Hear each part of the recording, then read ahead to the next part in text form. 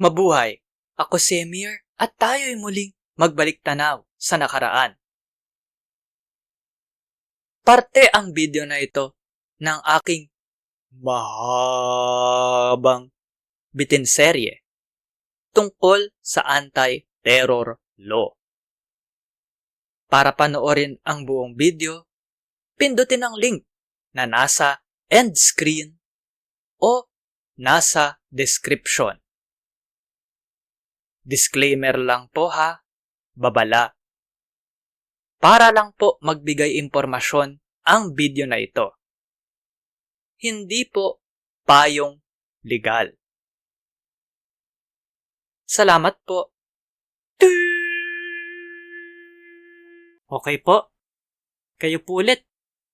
Gawa po kayo ng video ng flowchart tungkol sa proseso ng paghuli at pagpapalawig ng panahong pagkulong ayon sa ATA. Yung kanina po, concept map. Ito po, flowchart naman. Step by step po ng proseso. I-upload po at ilagay ang link sa comment section. Salamat po. I-like at i-share ang video na ito sa social media. Mag-subscribe at pindutin ang batingaw o bell. Panoorin ang iba pang Emir's Bitin, baliktanaw/inhindsight. Suportahan ang palabas sa Patreon, sa PayPal, o magbigay ng crypto. Salamat sa kapatid kong si G-G Arts para sa aking avatar.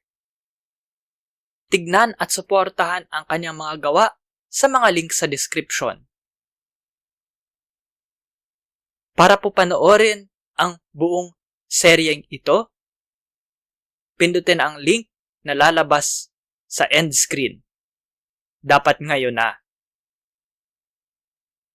Maraming salamat po. Hanggang sa muli. At ingat.